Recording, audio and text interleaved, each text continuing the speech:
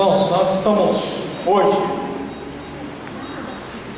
trazendo um tema que está relacionado aos acontecimentos desses últimos dias, e não poderia ser diferente.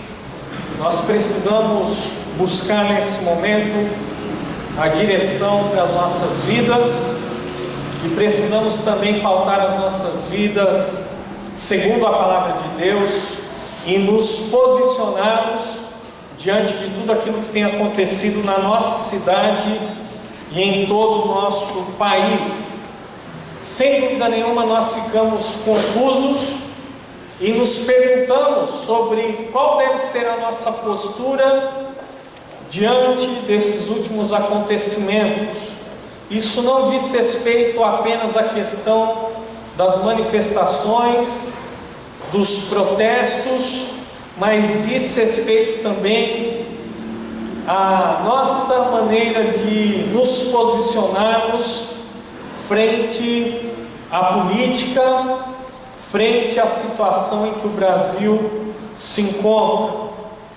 E o que eu quero compartilhar com vocês hoje não diz respeito à política partidária, mas sim ao fato de que todos nós, querendo ou não, gostando ou não, estamos inseridos no mundo político.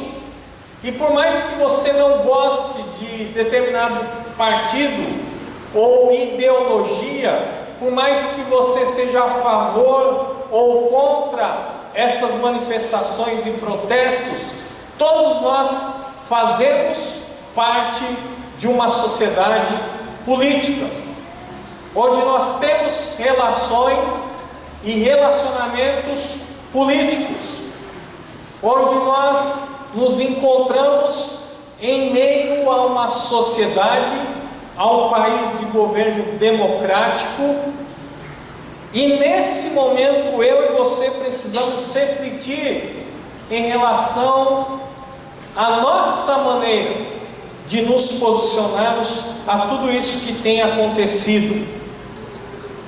O fato é que muitas vezes nós, como cristãos, assumimos uma postura apolítica.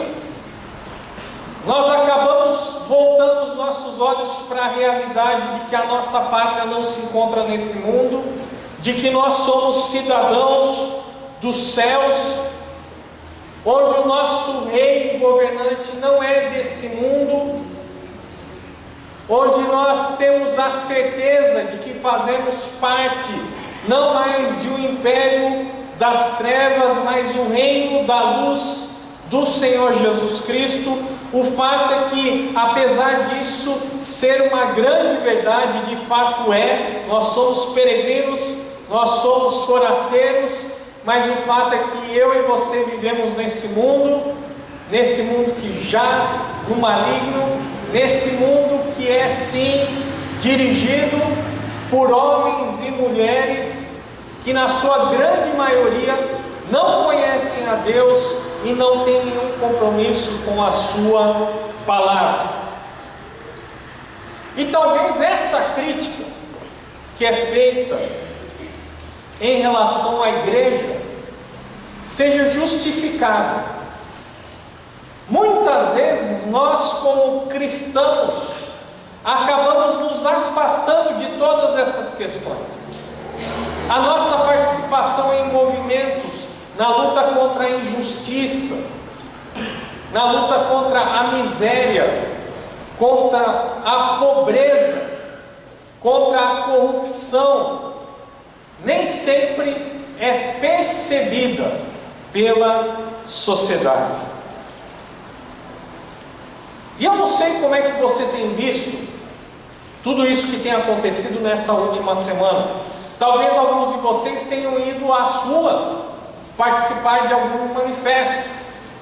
Talvez alguns de vocês se colocaram em frente à televisão, ao computador e mantiveram uma certa distância de tudo isso que tem acontecido.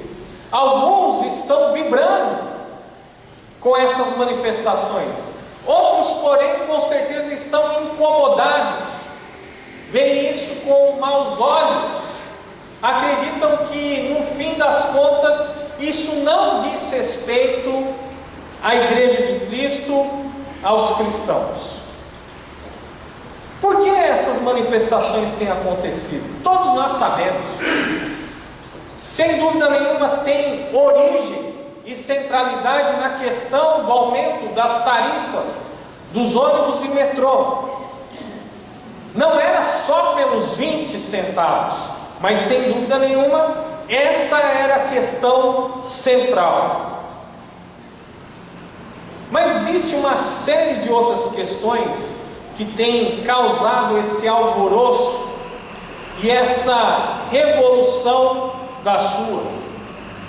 A corrupção, a impunidade, a falta de investimentos na saúde, emprego, moradia e tantas outras coisas. Não sei quantos de vocês de fato têm se esforçado para pelo menos entender o que é que está em jogo. Nessa semana foi feita uma pesquisa do Data Popular, dia 21 de junho, foi divulgado no Jornal da Band. E eles fizeram uma pesquisa com os jovens entre 18 e 30 anos. Esses jovens de 18 a 30 anos são 33% do eleitorado no Brasil, mais de 42 milhões de eleitores. E essa pesquisa levantou alguns dados importantes. Primeiro, 59% desses jovens entrevistados de 18 a 30 anos não confiam na estrutura política do nosso país. 59% não confiam nos políticos. 75% não confiam na justiça. Acreditam que a justiça, de fato, ela não acontece, pelo menos da maneira como ela deveria ser aplicada. Esses jovens, onde quase 60% não confiam em nenhum político, e onde 75% não confiam na justiça, eles acreditam que o mundo irá melhorar pelo seu próprio esforço e não pelas instituições estabelecidas. Essa é uma marca da nossa época, o que muitos chamam de pós-modernismo, mas isso não vem ao caso, porque ainda nós precisamos estudar, nós precisamos ver como a história irá se desenrolar. Mas o fato é que a nossa época é marcada por uma grande desconfiança nas instituições estabelecidas. As pessoas não confiam nos governos, as pessoas não confiam nas autoridades, e isso de uma maneira ou outra também respinga no fato de que as pessoas também acabam desacreditando nas igrejas enquanto instituições. Nós não sabemos onde é que isso vai parar. E foi muito interessante porque nesse mesmo dia onde foi apresentada essa pesquisa, foi feita uma outra reportagem com os jovens que estavam na manifestação aqui na Paulista. E o repórter perguntou para alguns deles por que eles estavam ali. E as respostas eram as mais variadas possíveis. Alguns diziam que é por causa da corrupção, outras porque não concordavam com os investimentos que foram feitos nos estádios para a Copa do Mundo, e sim foi usado dinheiro público. Quem é que financia essas empresas? Sem dúvida nenhuma foi usado dinheiro público, dos impostos. Dinheiro que eu e você, espero, contribuímos com lisura. Outros diziam que era pelos direitos dos homossexuais, ou melhor, homoafetivos, e assim por diante. Outras manifestações vieram no decorrer dessa semana. Alguns estão brigando contra o ato médico, outros estão indignados porque a presidência da República anunciou que vai contratar milhares de médicos estrangeiros. O fato é que nós estamos vivendo um momento de confusão. Não adianta a gente se enganar e dizer que existe uma causa específica. O fato é que nós vivemos um momento de grande confusão.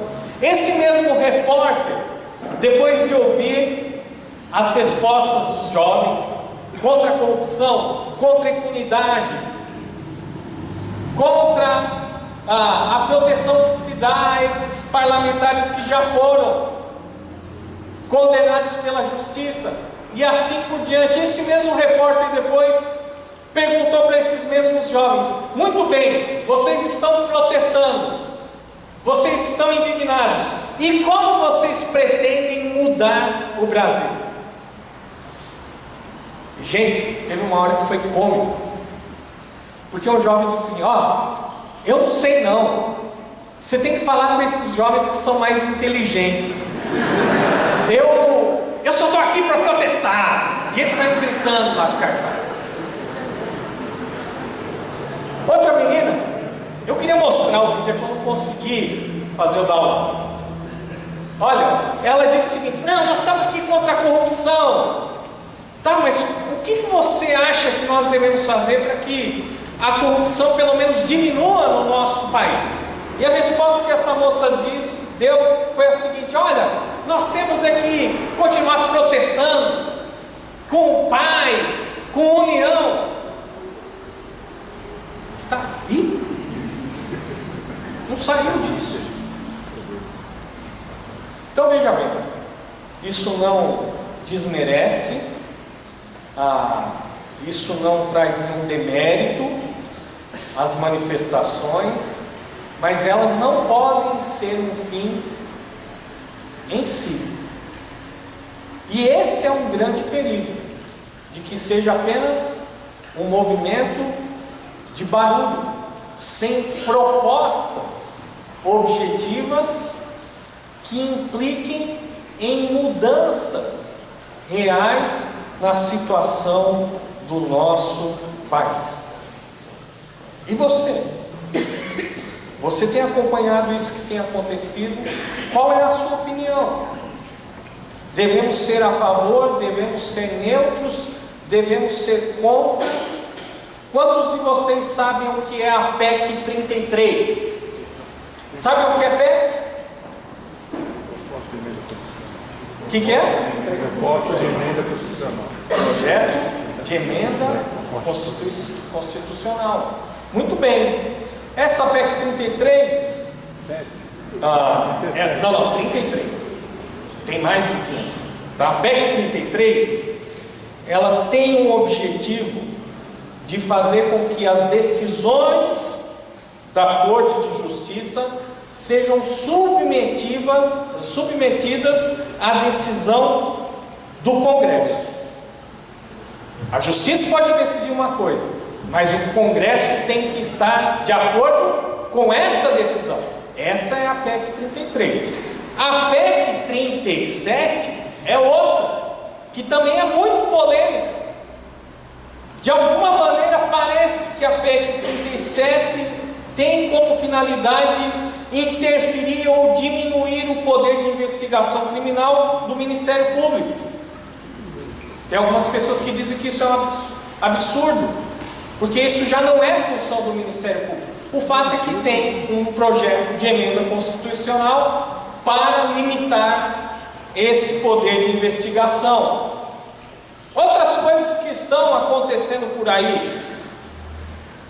Temos um projeto aprovado lá pelo presidente da Comissão dos Direitos Humanos da Câmara, sobre a cura gay. Você sabe o que é isso? Talvez alguns de vocês já fiquem indignados, né? Não, isso está certo. Calma aí. Olha só o que é que essa proposta está dizendo. Essa proposta está dizendo que o homossexualismo é uma doença e que então deve ser tratada como tal. A OMS, Organização Mundial de Saúde, desde 1990 já declarou que o homossexualismo não é uma doença. Se é doença, a pessoa é uma vítima. Ela não tem o que fazer, ou então ela deve receber um tratamento. O que você acha disso? Você é contra ou é a favor? Temos outras coisas aí acontecendo na Comissão de Constituição e Justiça. Apelidaram um dos projetos de Bolsa Estupro. Sabe o que é isso? O governo vai dar uma ajuda de um salário mínimo para aquelas mães que ficarem grávidas em decorrência de uma violência sexual. Tem gente que é totalmente contra isso, tem gente que é a favor. São coisas que estão acontecendo aí e querendo ou não, nós temos que conhecer e nós precisamos nos posicionar.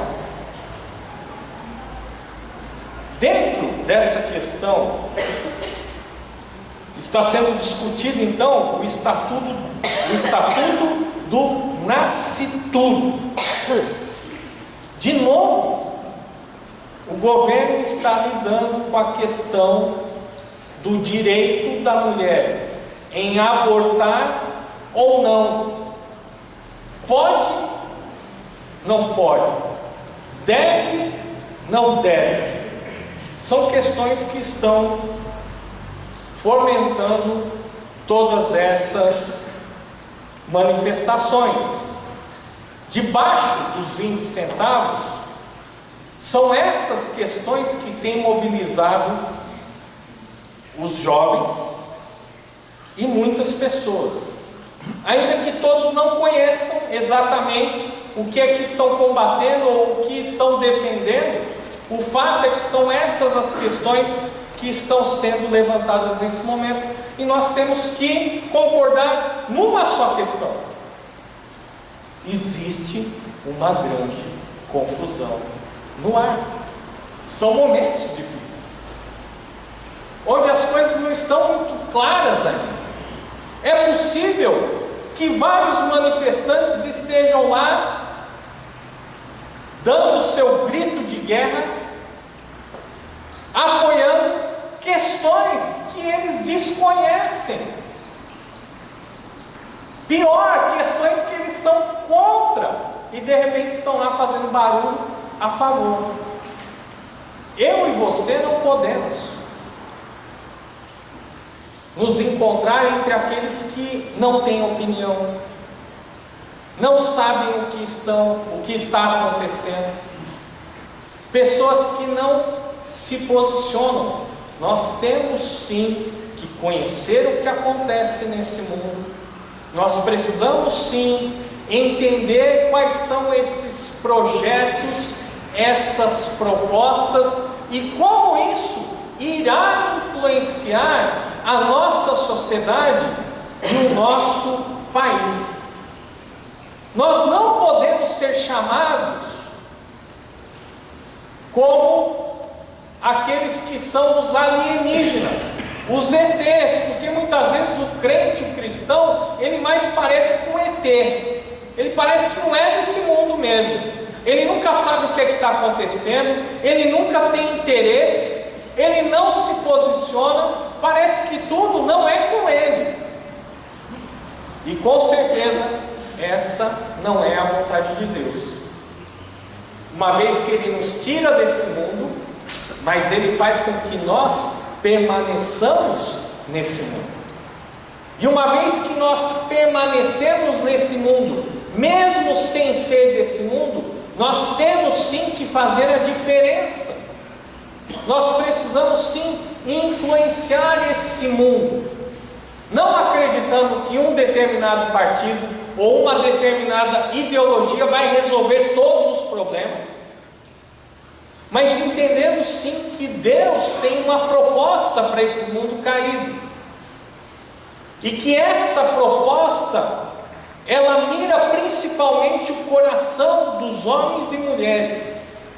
Coração esse que, uma vez que forem transformados, irão também influenciar esse mundo no qual nós vivemos. Você pode participar de uma manifestação? Você deve participar de uma manifestação? Eu queria dizer para vocês o seguinte: olha, nós podemos participar de uma manifestação, mas nós não podemos abrir mão da oração pelo nosso país. Eu quero convidar você a abrir a sua Bíblia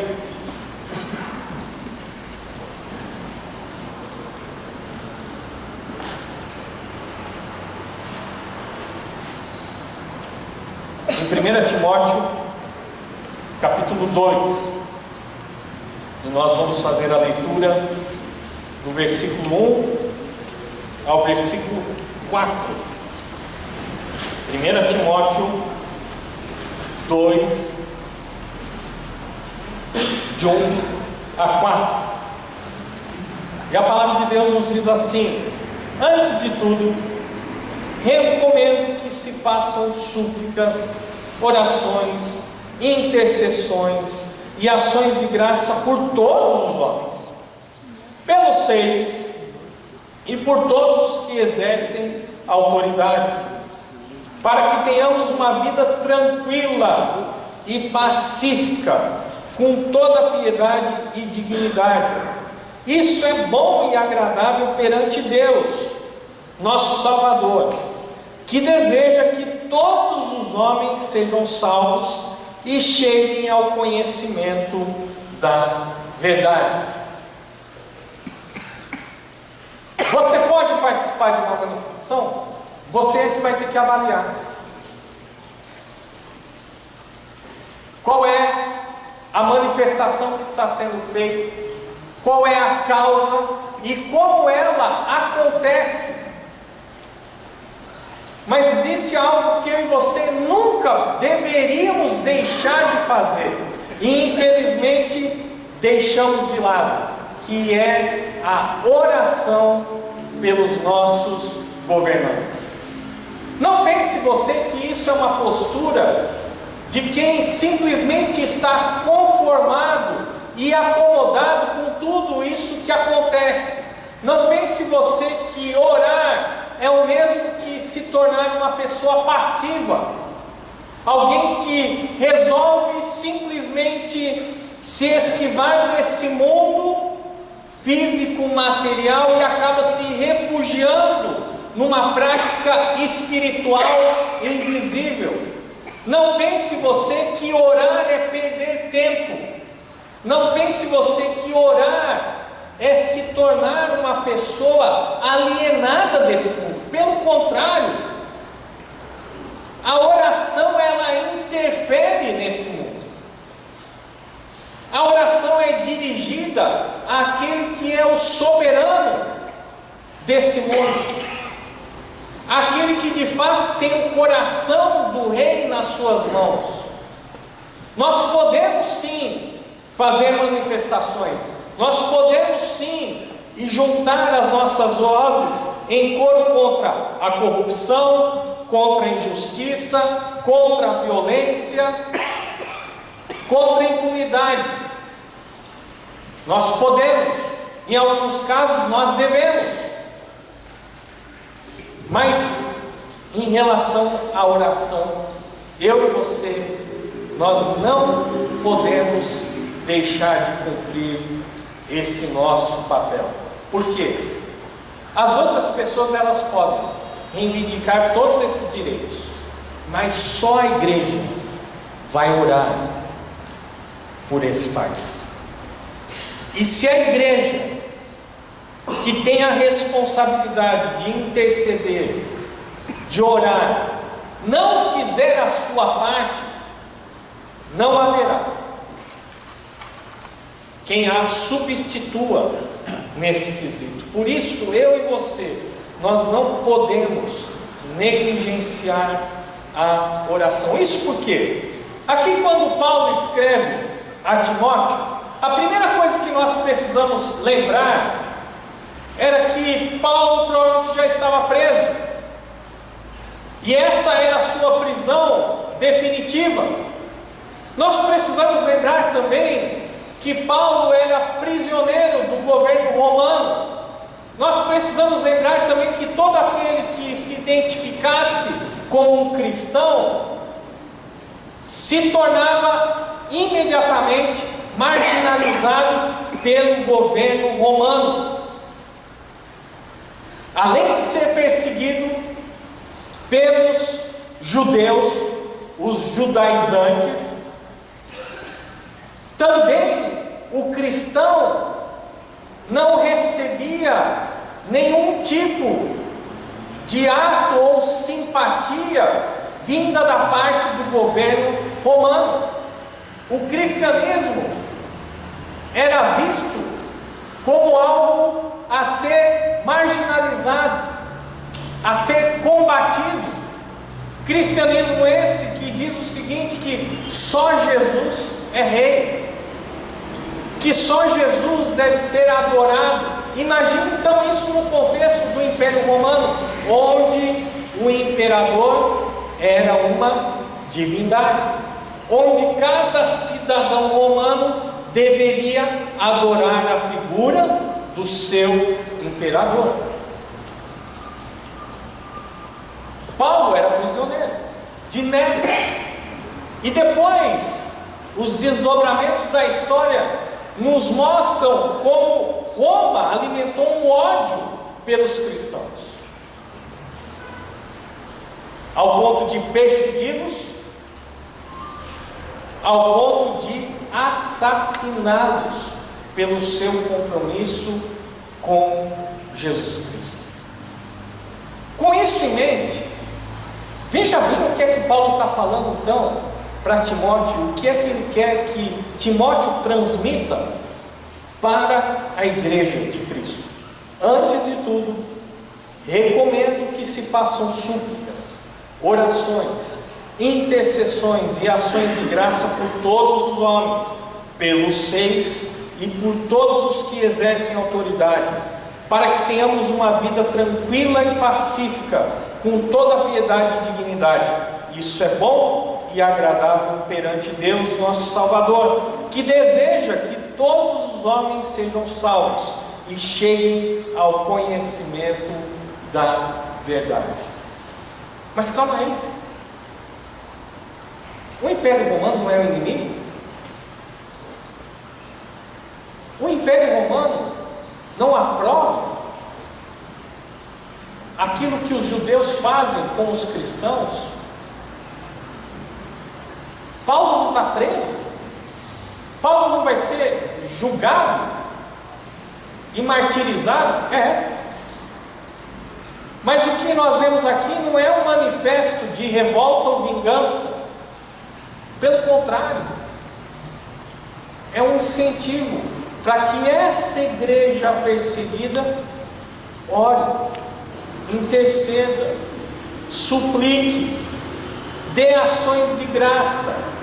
Que essa igreja, ao invés de alimentar ódio por aqueles que estão investidos de poder e que agem de uma maneira injusta, Paulo incentiva essa igreja que está marginalizada a orar pelos reis, pelos governantes, por aqueles que não temem a Deus, por aqueles que não têm nenhum respeito por Cristo, por aqueles que continuam adorando deuses pagãos, por aqueles que acreditam que podem todas as coisas, que acabam oprimindo os pobres, os miseráveis, que continua desde aquela época alimentando a corrupção através do poder. Paulo pede que a igreja ore por esses. Mas não pense você que essa oração, ela é uma oração conformista, que simplesmente abaixa a cabeça para tudo aquilo que aqueles 6, que aqueles governantes estavam fazendo. Não pense você que é simplesmente uma saída política, uma atitude de boa vizinhança. Pelo contrário, essa oração que Paulo incentiva a igreja a praticar é algo sincero, é algo onde nós centralizamos o domínio de Deus sobre esse mundo, sobre essas pessoas que também não o conhecem. A primeira coisa que Paulo diz aqui é que a oração deve ser uma prioridade. Antes de tudo, recomendo que se façam súplicas, orações, intercessões e ações de graça por todos os homens. Antes de tudo, dentro do culto cristão, dentro da vida cristã, a oração, a intercessão, a súplica, a ação de graça deve ser uma prioridade. Alguns anos atrás fizeram uma pesquisa para descobrir quanto tempo um cristão investe na prática da oração. E a média se encontra abaixo dos 5 minutos. Ou seja, é possível que eu e você, na maioria dos nossos dias, não invista mais do que 5 minutos na prática da oração. Dentro dessa prática de oração, que nós estamos dizendo que constituem 5 minutos, quantos desses minutos são dedicados aos nossos governantes e às nossas autoridades? Quando uma questão nos afeta diretamente, nós lembramos de orar. Mas se você tem o seu carrão a gasolina, que polui ainda, né? Ou pior, diesel, né? E você não anda de ônibus, dificilmente você vai lembrar de orar por aqueles que se apertam dentro dos ônibus e do metrô. Se você tem um teto para morar, dificilmente você vai lembrar daqueles que não têm moradia. Se você hoje usufruiu de um banquete na sua casa, dificilmente você vai lembrar que existem muitas pessoas que não têm absolutamente nada para comer no dia de hoje. E se é assim a nossa vida, é totalmente coerente que nós não queiramos nos envolver com essas questões. Afinal de contas, a minha vida está indo muito bem.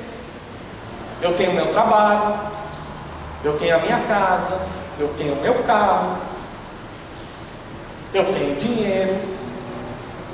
É muito fácil nós não nos lembrarmos que nós fazemos parte de uma sociedade e de uma cidade onde nós temos grandes contrastes. Dá uma volta em Alphaville, dá uma volta em Paraisópolis, mesmo país, a mesma região, realidades diferentes. Daí quando nós passamos por uma pessoa que é morador de rua, nós ficamos apavorados, porque nós temos medo que as pessoas venham nos assaltar. Nós já subimos o vidro, carro, nós olhamos para o outro lado como se tudo isso não nos dissesse respeito algum. Será que é isso mesmo? Será que é por isso que nós ainda estamos aqui? Não estou propondo formar um partido, não vou me candidatar, nada disso. Isso é inerente a ser cristão, a fazer diferença nesse mundo. Isso diz respeito ao nosso papel de ser uma voz profética em meio ao mundo que está longe de Deus. Isso faz parte da nossa responsabilidade. Orar pela nação é básico, é primordial. Não adianta ir na manifestação da Paulista e levar borrachada na cabeça e não orar em casa. Tem que orar em casa. Não adianta ficar horas a fio na frente do computador, em meio ao Facebook, e não gastar um minuto sequer em intercessão. Então veja bem, nós precisamos entender e nós precisamos nos apegar com todas as forças ao nosso papel. E o nosso papel aqui, a nossa prioridade aqui é orar pelos seis e por aqueles que exercem autoridade, sejam elas boas ou sejam elas ruins, sejam elas cristãs ou não. Prioridade. Como nós devemos investir o nosso tempo em oração? Paulo continua dizendo aqui, olha, súplica, orações, intercessões, ações de graça, não somente por você, mas por todos os homens, não somente por todos os homens, mas também pelos seis e autoridades. A súplica aqui, se bem que eu acredito que Paulo não estava tão preocupado em colocar categorias de orações, formas.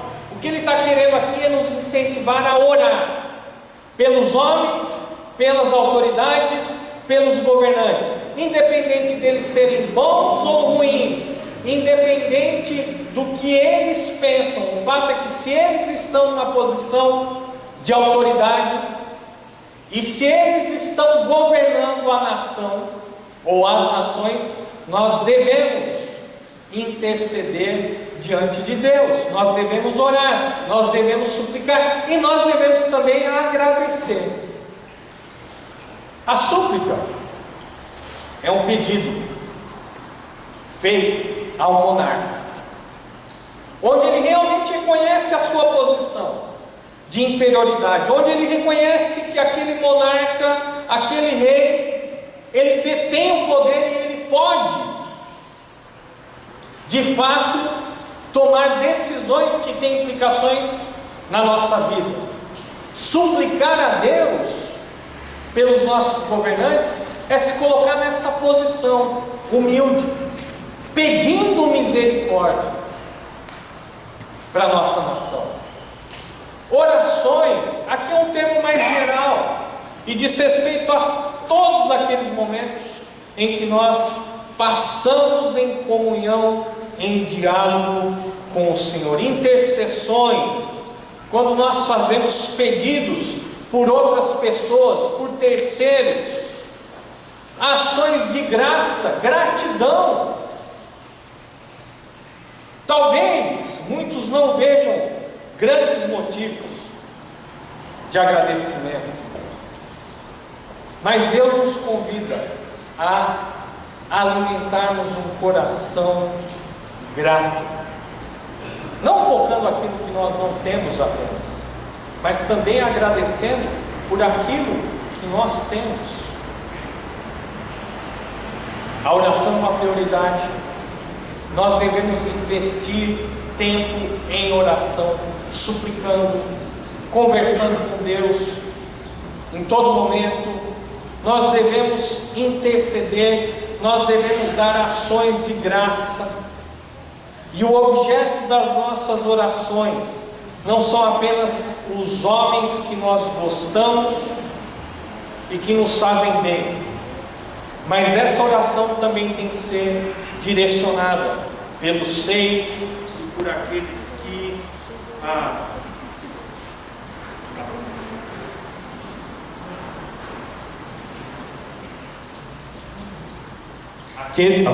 aqueles que exercem autoridade, gostando você ou não, você tendo votado ou não, naqueles congressistas, nos deputados, senadores, prefeito, governador, não importa se você gosta ou não, se eles são bons ou não, nós devemos orar por essas vidas. Por que nós devemos orar? E Paulo aqui diz, versículo 2, segunda parte: para que tenhamos uma vida tranquila e pacífica, com toda a piedade e dignidade. Eu e você precisamos e devemos desejar isso para a nossa nação: tranquilidade, um ambiente pacífico, uma sociedade onde nos permita adorar a Deus, cultuar a Jesus Cristo, a vivermos com dignidade, respeito. E Paulo aqui diz que essa nossa oração, essa nossa intercessão, essa nossa súplica, essa nossa ação de graça, isso é bom e agradável perante Deus. Não tenha dúvida, quando você ora pela sua nação, isso é bom e agradável perante Deus, nosso Salvador, que deseja que todos os homens sejam salvos e cheguem ao conhecimento da verdade. Isso não significa que todos os homens serão salvos, que todos conhecerão a verdade. Não é isso que o texto diz. Mas esse texto nos deixa claro qual é o desejo de Deus. E o desejo de Deus, aquilo que vai no coração de Deus, é que todos sejam salvos e cheguem ao conhecimento da verdade. Nós não devemos só orar pelas decisões que esses homens tomam, pelas leis que eles elaboram. Nós não devemos apenas orar pelas suas ações, mas nós devemos orar pelas suas vidas, para que esses também escutem o Evangelho e um dia possam servir ao único e verdadeiro Deus e o seu Filho, Jesus Cristo. Uma vez que isso acontece de fato na vida dessas pessoas, nós teremos condições de colher frutos de vidas transformadas, de vidas comprometidas com os valores do reino. Algum tempo atrás, eu vou fazer uma confissão. Eu acreditava que esse negócio de cristão se candidatar era uma grande besteira. Eu acreditava que de fato isso não tinha nada a ver com a igreja, com o nosso papel aqui nesse mundo. Deus me perdoe. Eu acreditava que realmente uma pessoa que se dizia cristão e chegasse a uma posição de governo, de autoridade, que essa pessoa com certeza iria sucumbir à corrupção dada pelo poder. Mas o fato é que as coisas não são assim. O fato é que nós precisamos de cristãos verdadeiros em todas as esferas da sociedade, dirigindo grandes empresas, dirigindo sim ONGs. Sim, nós precisamos de pessoas genuinamente convertidas, que sejam capazes de mudar as leis, de defender o direito do pobre, do miserável, de combater, de diminuir a corrupção, a ganância que existe nesse mundo. Nós precisamos sim, não de pessoas que se dizem cristãs, mas que de fato são, pessoas que não vão defender o direito dos evangélicos, isso é besteira, mas pessoas que vão governar por toda a nação, pessoas que não precisam dizer que pertencem a essa ou aquela igreja, que defendem essa ou aquela ideologia, mas pessoas que de fato, sendo convertidas, irão fazer a diferença também nessas esferas. Nós precisamos de pessoas, de cristãos sinceros, comprometidos em todas as esferas da sociedade. Eu e você, gostando ou não daqueles que estão aí no governo, eu e você temos a responsabilidade de orar por eles. Eu e você temos a responsabilidade de clamar, de suplicar, de interceder, para que eles façam justiça, para que eles também um dia possam conhecer o Salvador Jesus Cristo. Você pode participar de uma manifestação? Sem dúvida nenhuma você pode, mas você não pode deixar de viver em oração pela nossa nação. E nós vamos praticar isso que nós ouvimos nesse exato momento. E eu quero convidar você a baixar sua cabeça, a fechar os seus olhos, e que você, de uma maneira silenciosa agora, separe alguns minutos para orar pelo nosso país, para que Deus de fato tenha misericórdia do nosso povo, para que essas leis absurdas simplesmente sejam derrubadas, para que esses valores distorcidos, para que essa corrupção seja diminuída. Vamos orar sim, pela nossa presidente, pelo nosso governador, pelo nosso prefeito, pelos deputados, os vereadores, os senadores. Vamos orar sim por aqueles que são autoridades em instâncias menores.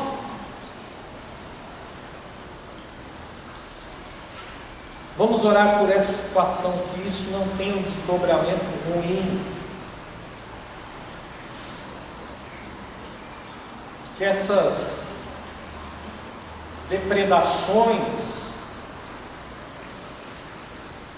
em relação ao patrimônio público e também privado, ninguém tem o direito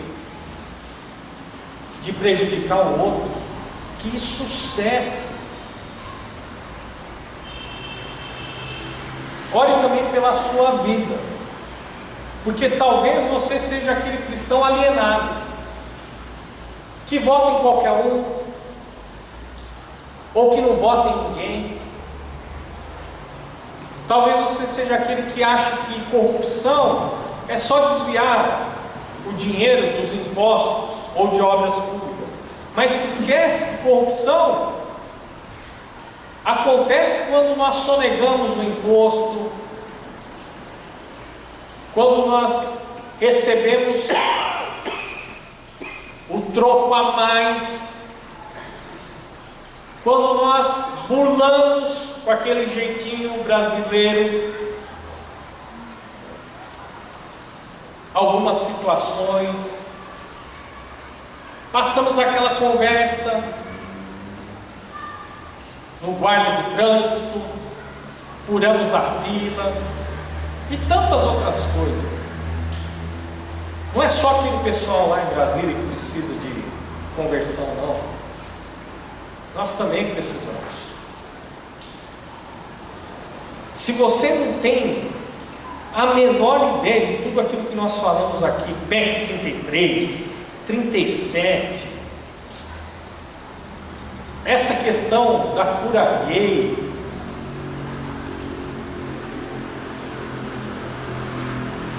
o estatuto,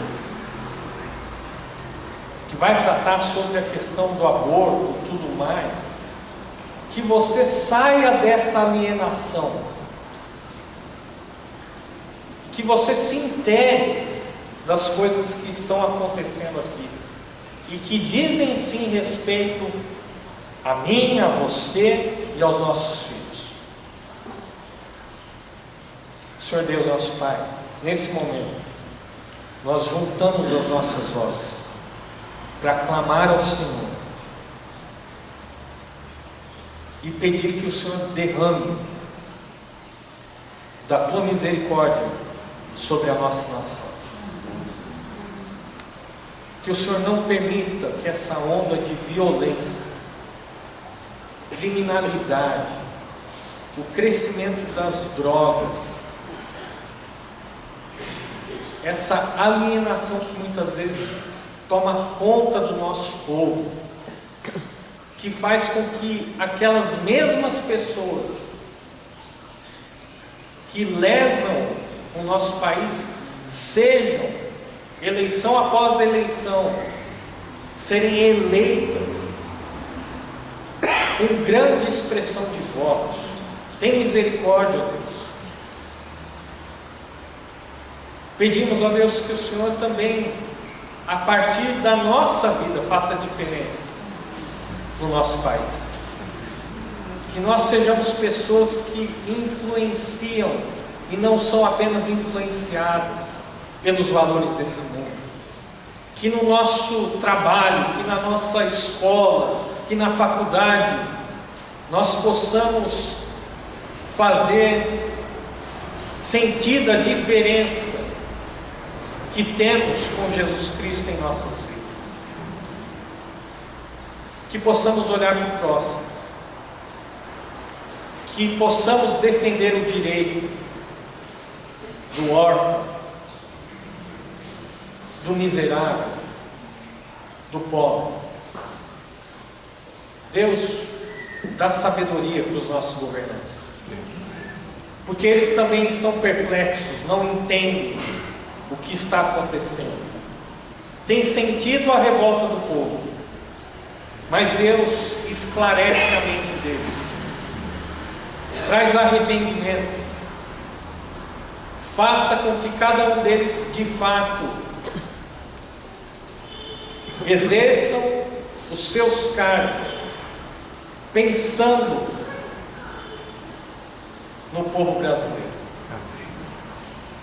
Que nós possamos sim nos manifestar contra todas essas coisas que estão erradas, mas que nenhum de nós aqui ouse deixar de orar pela nossa nação. Nós pedimos isso no nome de Jesus. Amém. Deus abençoe, irmãos.